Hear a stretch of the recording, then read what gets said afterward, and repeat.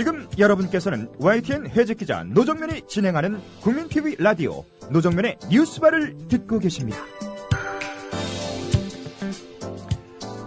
네, 영화 속 실화, 실화를 소재로 한 영화를 소개해드리는 영화와 실화 이야기 영실이 시간입니다. 원래 매주 목요일마다 최강희 평론가와 함께 영화 쉐킷을 진행해드렸죠. 영화 쉐킷이 몸집을 좀 키워서요. 독립을 하게 됐습니다. 매주 목요일 오후 6시 30분에 최강희 평론가의 영화 쉐킷이 자리를 옮겨서 방송을 하고요. 이 시간에는 역시 최강희 평론가께서 실화를 소재로 한 영화를 여러분들께 소개해 드릴 예정입니다. 영화와 실화 이야기 영실이 오늘 첫 순서입니다. 최강희 평론가 나와 계십니다. 안녕하세요. 네, 안녕하십니까. 네, 오늘 영실이 첫 순서입니다. 어떤 실화를 소재로 한 영화를 소개해 주시겠습니까? 네, 실화를 소재로 한 영화들 찾아보면 굉장히 많습니다. 네. 최근만 해도 사실 지금 극장가에서 엄청난 흥행 돌풍을 일으키고 있죠. 변호인이라는 영화. 네. 바로 어제 개봉 19일 만에 800만 명을 돌파했습니다. 네. 엄청난 흥행세죠. 이 정도 추세라면은 한 1, 2주 안에 1000만 명을 넘어설 것이다 이렇게 예측할 수 있겠는데요. 네. 변호인이라는 영화도 아시다시피 80년대 불임 사건 또 고 노무현 전 대통령의 그때 당시 인권 변호사로 거듭났던 이야기 이런 것들을 바탕으로 해가지고 만들어지지 않았습니까? 네. 그래서 그 실화가 갖는 힘이 굉장히 크죠. 이것이 허구의 이야기가 아니라 원래 실제 했던 그런 이야기를 바탕으로 해서 만들어졌다 한다면 훨씬 더 많은 감동을 느끼게 마련입니다. 네. 그래서 한국 영화에서도 이 실화 소재의 영화들이 계속해서 이어져 나오고 있는데요. 그런데 이 실화를 영화로 옮길 때는 다큐멘터리나 뉴스가 아닌 이상은 영화적인 차원의 각색이라는 게 들어가죠.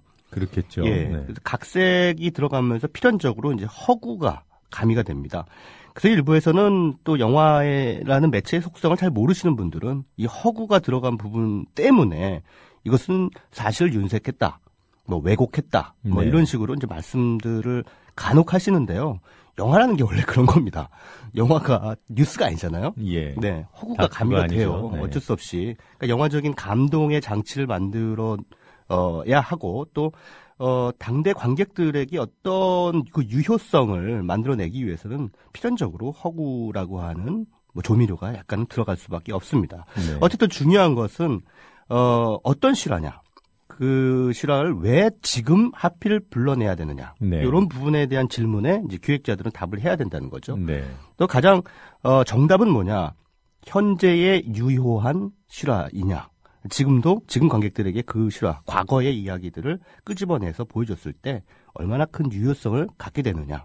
이것이 그 가장 큰 기준이라고 할 수 있겠죠. 네. 몇 년 전에 또 굉장히 그 센세이션을 불러일으켰던 도가니라는 작품도요. 그때 그 영화가 개봉하면서 도가니법이라든가 이런 여러 가지, 문제, 그 사회적인 파장을 불러일으키지 않았습니까? 그런 차원에서 그때 당시에도 그 정의가 제대로 작동하지 못하는 사회 현실에 대한 불만이라든가 이런 것들이 관객들 사이에 광범위하게 퍼져 있었다는 것이죠. 그러다 보니까 이 도가니라는 영화가 그렇게 엄청난 흥행을 하지 않았나 이런 생각이 듭니다. 네. 오늘 제가 가지고 온 영화도 많은 분들이 보셨고 또 알고 계신 작품입니다. 얼마 전에 개봉했기 때문에요. 12월 11일에 개봉한 방은진 감독의 영화죠. 집으로 가는 길이라고 하는 작품을 오늘 말씀을 드릴까 합니다. 183만 명이라는 관객이 어제까지 들었더라고요. 183만 명. 아주 많은 관객 수는 아니죠. 약간 대중운이 안 좋았던 것 같아요. 네, 이 영화 개봉할 당시 이제 호빗 시리즈 2탄이 이제 개봉을 했고 또 바로 뒤이어서 변호인이 개봉했기 때문에 네. 뭔가 이렇게 좀 흥행적으로 이렇게 쭉쭉쭉쭉 나아가기에는 여러 가지 걸림돌이 좀 많았던 그런 작품입니다. 그러나 만듦새에 비하면은 흥행세는 약간 좀 아쉬움이 있다 이렇게 말씀드릴 수 있을 것 같고요. 네. 특히나 이 영화 속의 주인공을 맡은 전도연 씨의 명령기가 아주 큰 화제를 불러일으켰는데 그것에 비하면은 흥행적으로는 약간 홀대를 받고 있는 듯한 그런 느낌도 듭니다. 어쨌든 이 영화 집으로 가는 길은 바로 2000년대 중반에 실제 했던 그 장미정 씨라고 하는 분이 그러니까 하면 평범한 주부세요. 네. 이분이 직접 겪었던 일을 영화로 옮겨온 작품이라고 할 수 있겠습니다. 이 장미정 씨의 실화는 지난 2006년에 추정 60분이라는 프로그램을 통해서 보도가 되면서 상당히 큰 반향을 불러일으켰던 것인데요. 영화 보신 분들은 줄거리 사실 아실 겁니다. 영화 속에서는 장미정 씨라고 하는 분의 실명을 쓰지 않고 송정연이라고 하는 그 허구의 이름으로 이제 등장하는데 전도연 씨가 이제 이 역할을 맡았습니다. 빚더미에 올라앉아가지고 집안이 아주 어려워지게 되고 이렇게 되니까는 이제 누군가가 제안을 하게 되죠. 그 프랑스에서 원석을 좀 옮겨주면 400만 원을 주겠다. 네. 400만 원이라도 굉장히 아쉬운 그런 차였기 때문에 송정연이라는 인물은 그 역할을 하기로 합니다. 사실 불법이죠. 원석을 뭐 어디로 몰래 옮겨가는, 그러니까 공항을 이제 검색대를 통과해야 되는 네. 그런 이제 일을 대신 해주는 그런 상황이었는데 막상 가서 이제 그 일을 하다 보니까 가방 안에 원석이 들어있는 줄 알았더니 엄청난 양의 코카인이 들어있었던 거죠. 네. 마약 운반을 하게 된 셈이 됩니다. 그러니까 마약 거래와 관련된 일에 연루가 되다 보니까 이게 중범죄인 거죠. 어느 나라나 이건 중범죄입니다. 프랑스는 더더욱 그렇고요. 그래서 송정연이라는 인물이 이제 붙잡히게 되고 재판을 기다리게 되는 그런 구속 상태에 이제 이르게 됩니다. 그런데 이제 이 관할 법정이 저쪽 대서양에 있는 카리브해, 거기 마르티니크 섬이라고 하는 데 있어요. 그게 거기가 관할 법정이기 때문에 그쪽으로 이제 이송이 됩니다. 그래서 정말 지구 반대편이죠. 우리나라의 지구 반대편에 있는 가마득한 카리브해의 한 외딴 섬, 마르티니크 섬에 있는 교도소에 갇히게 되죠. 거기서 2년이 넘게 구속 생활을 하게 됩니다. 근데 네. 이 영화는 이제 송정연이라는 인물이 겪게 되는 기구한 사연 위에 이 송정연이라고 한 사람이 잡혔는데 이 사람이 마약 관련 범죄를 저질렀다는 이유 때문에 외교통상부, 특히 그 프랑스 한국 대사관이 제대로 그 자국민 보호 그 행정을 펴지 않은 그런 사태를 이제 고발한 겁니다. 그러니까 뭐 마약 관련 범죄이기 때문에 약간 외면했다라고 하는 부분도 있지만 또 어떻게 보면은 좀 행정 편의주의랄까요? 무관심, 방치 뭐 이런 것들로 인해 가지고 사실 조금 더 빨리 구속 상태에서 벗어날 수 있었음에도 불구하고 외교통상부가 전혀 어떠한 조치도 취하지 않았기 때문에 계속해서 구속 기간이 늘어나게 되는 본인으로서는 상당히 억울한 상황이죠. 물론 죄는 지었습니다만 그것이 뭐 모르고 지었던 알고 지었던 어쨌든 죄는 죄이지 않습니까?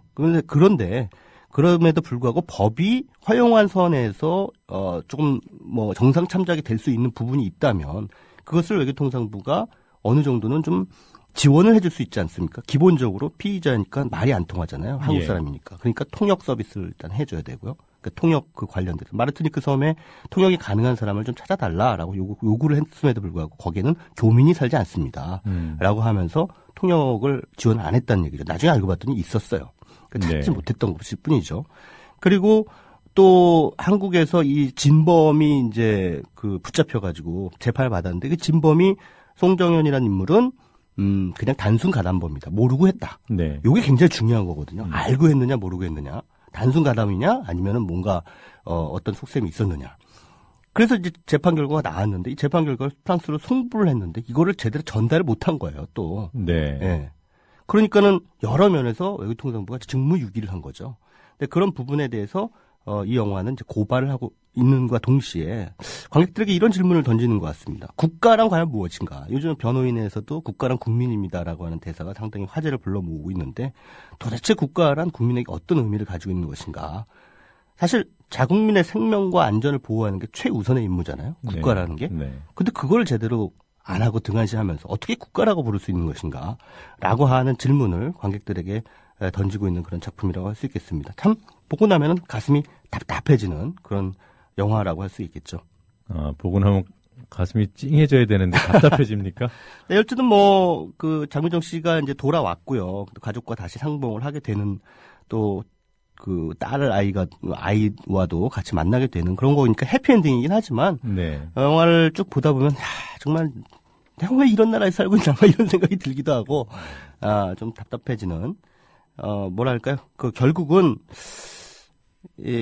국가란 어떤 심각한 죄를 지었던 어찌 됐든 그것이 자신의 국민이라면 다른 차원에서 좀 다른 나라하고는 좀 다른 대우를 해야 되는 것이 아닌가. 네. 그것이 바로 아버지이자 어머니인 국가의 임무가 아닌가. 네. 뭐 이런 생각을 하게끔 만들었던 작품입니다. 그래서인가요? 네. 외교부 측에서 네네. 영화가 왜곡됐다. 네네.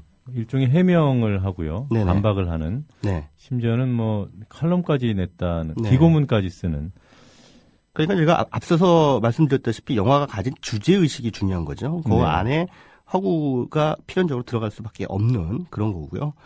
뉴스나 뭐 이런 데서 왜곡이 발생됐다면 그건 뭐 정정보도를 한다든가 할 수 네. 있는데 영화는 그냥 허구라고 하는 걸 전제로 하고 있기 때문에 그것이 실화에서 모티브를 땄다고 하더라도 일정 정도 윤색은 불가피하다는 얘기죠. 어쨌든 뭐 이 영화를 보면서 저는 그런 생각이 들었습니다. 이 장미정 씨의 실화도 사실 2006년에 추적 60분을 통해서 세상 네. 밖으로 드러났는데요. 그때는 그나마 언론이 어떤 국가기관의 부조리하거나 불합리한 행태를 고발할 수 있는 뭐 기능이 정상적으로 작동을 지금보다는 훨씬 더 정상적으로 작동을 했던 때입니다. 그래서 이것이 네. 뭐 어떻게 뒤늦게라도 바로 잡힐 수 있었는데 만약에 지금 이런 상황이 어디선가 벌어진다면 과연 구제가 될 것인가라고 네. 하는 씁쓸한 질문을 하게 되는 것이죠. 네. 네. 자, 오늘 영화와 실화 이야기 영실이 첫 순서 집으로 가는 길 소개해 주셨습니다. 다음 주에도 흥미로운 실화를 소재로 한 영화 기대해 보겠습니다. 고맙습니다. 네, 감사합니다.